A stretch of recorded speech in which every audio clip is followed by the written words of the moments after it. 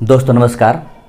आज हम लोग बहमनी साम्राज्य यानी भारतीय इतिहास का बहुत एक इम्पोर्टेंट टॉपिक जिसे आप बहमनी साम्राज्य के नाम से जानते हैं। तो हम लोग आज बहमनी साम्राज्य का देखिए एक मैप है छोटा सा। ये नदी जो दिखाई पड़ रहा है कृष्णा है, इधर से भीमा आ रही है और तुंगभद्रा है। यानी इसी नदी के आसपास में एक साम्राज्य का विस्तार हुआ था या गठन हुआ था या स्थापना हुआ था जिसे आप बहमनी साम्राज्य के नाम से जानते हैं। और ये भी आपको मालूम होगा कि बहमनी साम्राज्य की स्थापना उस समय हुई थी जब दिल्ली सल्तनत में मोहम्मद बिन तुगलक का शासन चल रहा था। यानी कब से कब की बात है ये? मोहम्मद बिन तुगलक की अगर शासन देखा जाए यानी MBT की शासन देखा जाए तो 1325 से 1351 के बीच में था। ठीक है, तो इसी समय एक साम्राज्य की स्थापना होती है जिसे आप बहमनी साम्राज्य के नाम से जानते हैं। इसकी स्थापना याद रखेंगे 1347 में। ठीक है, इस समय बहमनी साम्राज्य के रूप में हमारे भारतीय इतिहास में एक नाम दिखाई पड़ता है, इसकी स्थापना होती है। ठीक है, और इस साम्राज्य की सबसे बड़ी खासियत है कि उस सत्ता के विरुद्ध में ये अपनी साम्राज्य स्थापना किया था। दिल्ली सल्तनत का तुगलक वंश का एक बहुत बड़े शासक ने सत्ता स्थापित किया था। यानी कहने का मतलब है मोहम्मद बिन तुगलक द्वारा सत्ता स्थापित किया गया। ठीक है, तो उसके विरुद्ध में जाकर ये सत्ता स्थापित हुआ था। इससे पहले विजयनगर साम्राज्य है, मैं वहाँ पर उसके बारे में चर्चा करूँगा थोड़ा अगले वीडियो में। खासकर आज हम लोग देखते हैं बहमनी साम्राज्य को। ठीक है, तो संस्थापक के तौर पर आप सिंपल तरीके से एक नाम पता होगा जिसका नाम है हसन गंगू। याद रखेंगे, संस्थापक के तौर पर ये व्यक्ति है हसन गंगू। यानी याद रखेंगे कि बहमनी साम्राज्य का संस्थापक हसन गंगू हुआ करता था। अगर इसका मूल नाम देखा जाए तो इनका नाम हुआ करता था जफर खां। ठीक है, जफर खां। हसन गंगू का मूल नाम जफर खां। और जब ये सत्ता स्थापित किए थे, बहमनी साम्राज्य का यह स्थापना किया था, तो इसने एक उपाधि स्वरूप एक नाम रखा था जिसका नाम है अबुल मुजफ्फर अलाउद्दीन शाह। याद रखेंगे नाम क्या है? अबुल मुजफ्फर अलाउद्दीन शाह। ठीक है, याद रखेंगे इतना बड़ा नाम है। यानी आप कह सकते हैं हसन गंगू, जफर खां या फिर अब्दुल मुजफ्फर अलाउद्दीन शाह। ठीक है, इतनी बड़ी नाम। और ये स्थापना कब हुई थी? 1347 में। कहाँ पर? तुंगभद्रा, भीमा नदी और कृष्णा नदी के आसपास। ठीक है, तो इसकी राजधानी कहाँ था? याद रखेंगे राजधानी के तौर पर ये इसकी राजधानी अगर राजधानी देखा जाए तो बहमनी साम्राज्य राजधानी हुआ करता था गुलबर्गा। ठीक है, याद रखेंगे गुलबर्गा, राजधानी गुलबर्गा। अगर हसन गंगू का कार्यकाल देखा जाए तो कार्यकाल के तौर पर एक बात ध्यान रखिएगा, इससे 1347 से यानी इस समय से 1347 से 1358 के बीच में इसका कार्यकाल रहा। और इसके बाद जो भी सत्ता आएंगे वो संभालेंगे, लेकिन हसन गंगू का कार्यकाल 1347 से 1358, ये याद रखेंगे।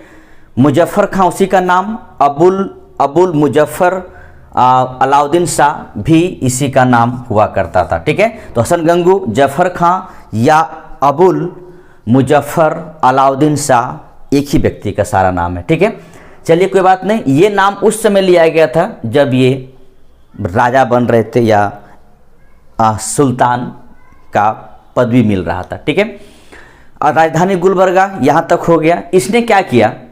सबसे बड़ी बात इसने क्या किया कि बहमनी साम्राज्य को इसने 4 प्रांतों में बांटा। ठीक है, इसने बहमनी साम्राज्य को 4 प्रांतों में बांटा। कौन कौन प्रांत है? देखिए गुलबर्गा, बीदर, गोलकुंडा और बीजापुर। ठीक है, तो इसने 4 प्रांतों में बांटा, ध्यान रखेंगे। जिसमें से देखिए बीजापुर है, गुलबर्गा है, बीदर है और गोलकुंडा है। ठीक है, तो 4 प्रांतों में कहीं कहीं आपको ध्यान रखेंगे कहीं कहीं आपको दौलताबाद भी दिखाई पड़ेगा, ठीक है, दौलताबाद। तो ऐसे 5 प्रांत हो जाएगा, ठीक है। तो बीजापुर, गुलबर्गा, बीदर, गोलकुंडा, दौलताबाद, इसने अपने साम्राज्य को इतने भागों में बांट दिया, ठीक है। बांटना जरूरी था, जैसे आज हमारे भारत में 28 राज्य हैं, उसी प्रकार बहमनी साम्राज्य में भी अपने राज्य को इसने कई प्रांतों में बांटा, ठीक है। एक बात और ध्यान रखेंगे, ये आपका पश्चिमी तट है, ध्यान रखेंगे ये पश्चिमी तट है, यानी ये वेस्टर्न घाट है, ठीक है, वेस्टर्न घाट कहते हैं इसको। पश्चिमी तट का एक बंदरगाह हुआ करता था, उस बंदरगाह का नाम हुआ करता दाभोल, ठीक है, उस बंदरगाह का नाम हुआ करता दाभोल, जो उस समय बहुत ही फेमस था, ठीक है। दाभोल बंदरगाह बहुत फेमस था उस समय, यानी कब? बहमनी साम्राज्य के समय में, ठीक है। और इस दाभोल बंदरगाह पर बहमनी साम्राज्य ने अपनी अधिकार स्थापित किया, किसके समय? हसन गंगू के समय या जफर खां के समय, ठीक है। और ये पहला मुस्लिम शासक था, एक बात और ध्यान रखेंगे, ये पहला मुस्लिम शासक था जिसने जजिया कर को समाप्त किया, ध्यान रखेंगे, पहला मुस्लिम शासक था जिसने जजिया कर, याद कीजिए जजिया कर। ये कर होता क्या है? जजिया कर होता क्या है? तो आपको पता होना चाहिए कि जजिया कर हिंदुओं से लिया गया एक कर था, जो कि समय समय पर बहुत से शासकों ने इसको बंद किया, कोई स्टार्ट किया, फिर बंद किया, स्टार्ट किया, ये चलते रहा, ठीक है। तो जजिया कर याद रखेंगे, हिंदुओं से लिया गया एक कर था, जिसमें से पहला शासक मुस्लिम शासक है जिसने जजिया कर को समाप्त किया।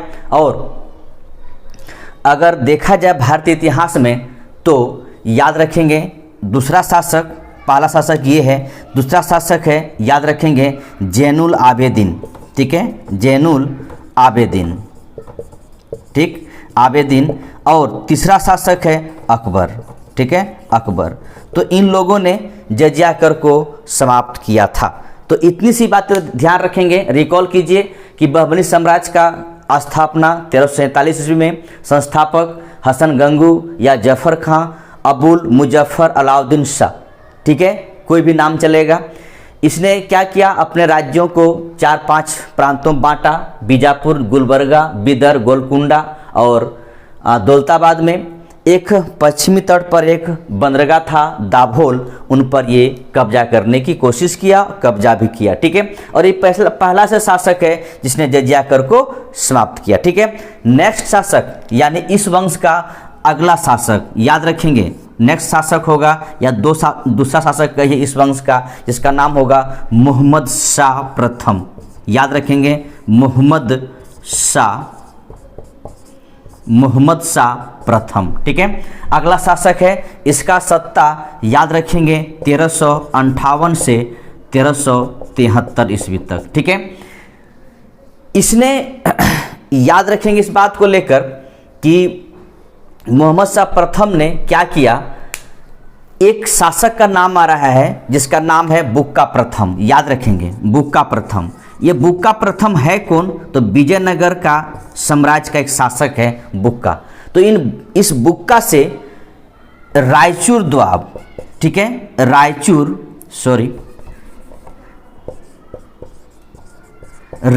द्वाब पर अधिकार किया, ठीक है। तो रायचूर द्वाब ध्यान रखेंगे, रायचूर द्वाब का मतलब है कि तुंगभद्रा और ये कृष्णा नदी के आसपास का जो क्षेत्र है रायचूर द्वाब। और ये द्वाब याद रखेंगे, द्वाब हम उसे कहते हैं दो नदियों के बीच के स्थान को, ठीक है। तो इस रायचूर द्वाब पर मोहम्मद शाह प्रथम या बुक्का प्रथम के बीच में लड़ाई होती है और बेकार दोनों लड़ रहा है और मर रहा है कौन? हिंदू मुस्लिम, ठीक है। इसमें कोशिश ये दिखाने की कोशिश किया गया है कि लड़ रहा है शासक और बेकार, यानी कह सकते हैं आप कि मतलब जिसको नहीं हत्या होना चाहिए। एक तरफ से ये हिंदू शासक है, एक तरफ से मुस्लिम शासक है। अगर दोनों लड़ रहे हैं तो बेचारे हिंदू हिंदू जनता या मुस्लिम जनता मर रहे हैं। बहुत सारे हत्या हुई थी इस रायचूर द्वाब पर हथियाने के लिए, ठीक है। यानी अंततः फिर रायचूर द्वाब पर कहने का मोहम्मद शाह का कह सकते हैं कि दबदबा रहा, लेकिन बेकार युद्ध है ये, क्योंकि ये इससे हिंदू मुस्लिमों का बहुत सारा हत्या हो गया था। ठीक है, तो याद रखेंगे रायचूर दोआब के बारे में। इसी समय हुआ था मोहम्मद शाह प्रथम के समय में, और उस समय विजयनगर साम्राज्य का शासक के तौर पर एक बुक का प्रथम शासक हुआ करता था। ठीक है, अगला, ठीक है, नेक्स्ट शासक है किसका? बहमनी साम्राज्य का। ध्यान रखेंगे उसका नाम है अलाउद्दीन मुजाहिद। ठीक है, याद रखेंगे अलाउद्दीन मुजाहिद। ठीक है, कब से कब तक? 1373 से 1377।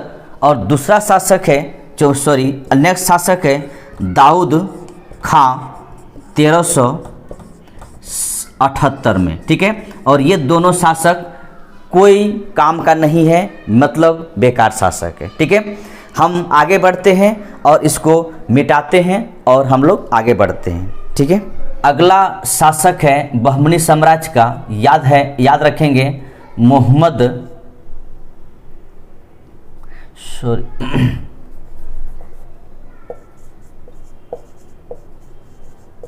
मोहम्मद शाह द्वितीय। ये 1378 से 1397 तक इनका शासनकाल होता है। इनके बारे में सबसे खासियत बात ये है कि ये बहुत ही शांत प्रिय व्यक्ति थे। ठीक है, शांत।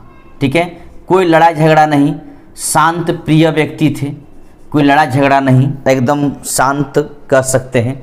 साथ ही साथ ये विद्वानों का संरक्षण भी दिया करता था। याद रखेंगे, विद्वानों का संरक्षण भी दिया करते थे।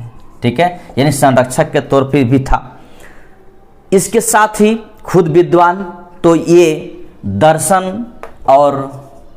दर्शन के साथ साथ कुछ कविताएं भी लिखा करते थे। ठीक है, कविताएं भी लिखा करते थे और उस पर अपनी रुचियां भी रखता था। इस वजह से इस शासक को याद रखेंगे, दूसरा अरस्तु भी कहा गया है। ठीक है, ध्यान रखेंगे। शासक के तौर पर है, याद रखेंगे बहमनी साम्राज्य का क्या नाम है?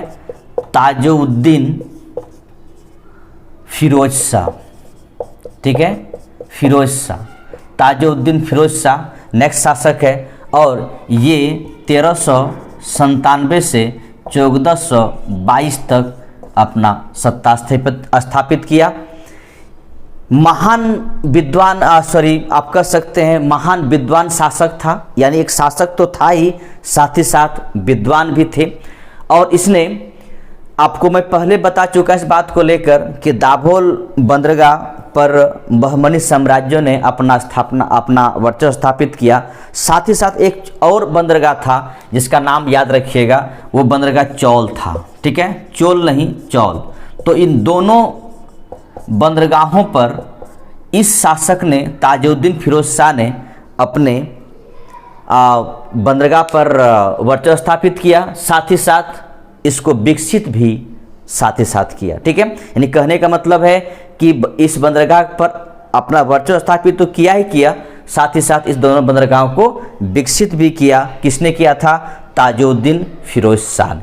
ठीक है, इस दोनों बंदरगाहों को विकसित करने के बाद ताजुद्दीन फिरोज शाह और विजयनगर साम्राज्य के बीच एक युद्ध होता है, जिसे उस युद्ध को सोनार का बेटी का युद्ध कहा जाता है। याद रखेंगे, सोनार की बेटी का युद्ध। ठीक है, कौन कौन लड़ते हैं आपस में? तो एक फिरोज शाह और दूसरा देवराय प्रथम। ये देवराय प्रथम कौन है? तो देवराय प्रथम विजयनगर साम्राज्य का एक शासक है। ठीक है, ध्यान रखिएगा, विजयनगर साम्राज्य के शासक है देवराय प्रथम। इन दोनों के बीच में युद्ध होता है, उस युद्ध को कहा जाता है सोनार की बेटी के युद्ध। ठीक है, इसमें याद रखेंगे ये देवराय प्रथम की हार होती है। ठीक है, देवराय प्रथम की हार होती है और फिरोज शाह का जीत होता है। इसी बीच में क्या होता है, देवराय प्रथम से 10 लाख, याद रखेंगे 10 लाख खून लिया जाता है युद्ध हार जाने के तौर पर। साथ ही साथ हाथी भी लिया जाता है, ठीक है, साथ ही साथ इससे हाथी भी लिया जाता है और अपनी बेटी का शादी फिरोज से करते हैं। कौन करते हैं, देवराय प्रथम ने अपनी बेटी का शादी किससे करते हैं, फिरोज से, ठीक है, याद रखेंगे फिरोज से शादी। किसकी बेटी, देवराय प्रथम की बेटी, ठीक है। इस युद्ध में हारने के बाद देवराय प्रथम ने अपनी बेटी का शादी फिरोज शाह से करते हैं, यानी ताजुद्दीन फिरोज शाह से, और बदले में युद्ध हार जाने के तौर पर 10 लाख खून, साथ ही साथ कुछ हाथी भी देते हैं, ठीक है। और याद रखेंगे कि फिरोज शाह यानी ताजुद्दीन फिरोज शाह ये अंतिम शासक होगा जो कहा जाता है कि गुलबर्गा का अंतिम शासक फिरोज शाह होता है। याद रखेंगे गुलबर्गा का अंतिम शासक, ठीक है, अंतिम शासक कौन है, फिरोज शाह है, ताजुद्दीन फिरोज शाह, ठीक है। क्योंकि इसके बाद राजधानी गुलबर्गा से ट्रांसफ़र करके बिदर कर दिया जाएगा, इसीलिए इसे कहा जाता है गुलबर्गा का अंतिम शासक। ध्यान रखेंगे गुलबर्गा का अंतिम शासक क्यों कहा जाता है, क्योंकि अगला शासक जो आने वाला है जिसका नाम है अहमद शाह वली, इसने क्या करता है 1425 ईस्वी में, यानी याद रखेंगे अगला नेक्स्ट शासक जो है जिसका नाम है अहमद शाह वली, जिसने इसका शासनकाल ध्यान रखेंगे 1422 से 1435, ठीक है। और इसने क्या करते हैं 1425 ईस्वी में गुलबर्गा से, ठीक है, गुलबर्गा से अपनी राजधानी कहाँ ट्रांसफ़र कर देते हैं, बिदर ट्रांसफ़र कर देते हैं, ठीक है। इस प्रकार आप कह सकते हैं कि ये अंतिम शासक है जो गुलबर्गा का सुल्तान बना, ठीक है। इसी के समय में यानी अहमद शाह वली के समय में एक सूफी संत जिसका नाम है गेसुदराज, ठीक है। तो उस सूफी संत गेसुदराज आए, सूफी संत, इसके शासनकाल में गेसुदराज एक सूफी संत है, याद रखेंगे नाम है गेसुदराज, ठीक है। गेसुदराज वो आए थे, यानी इसी के दरबार पर आए थे। और बहुत किताबों में ये भी लिखा रहता है कि बिदर का नाम आगे चल के चेंज करता है, जिसका नाम होता है मुहम्मदाबाद, ठीक है, मुहम्मदाबाद, ठीक है, मुहम्मदाबाद, ठीक है। उतना ध्यान मत रखिएगा, ठीक है, मुहम्मदाबाद का, लेकिन फिर भी याद रखेंगे कि इसके समय में एक व्यक्ति आते हैं, सूफी संत रहता है गेसुदराज, इसने एक पुस्तक लिखा था, ठीक है, पुस्तक लिखा, तो उस पुस्तक को याद रखेंगे, पुस्तक का नाम है मीरात उल आशिकी, ठीक है, याद रखेंगे। इसने एक पुस्तक लिखा था जिसका नाम है, याद रखेंगे मीरात उल आशिकी, ठीक है, आशिकी। तो इस पुस्तक का नाम है मीरात उल आशिकी। गेसुदराज एक सूफी संत है और अहमद शाह वली के दरबार में आते हैं, ठीक है। और शासनकाल अहमद शाह वली कब है, 1422 से 1435, ठीक है। हम लोग आगे बढ़ते हैं और नेक्स्ट शासक को देखते हैं। कुछ शासक और है, उनको देखने के बाद हम लोग फिर बहमनी साम्राज्य के प्रशासन, अर्थव्यवस्था के तरफ चलेंगे, समाज की स्थिरता, इसके तरफ आगे बढ़ेंगे। चलिए हम लोग आगे नेक्स्ट शासक की तरफ आगे बढ़ते हैं, इसको मिटाते हैं।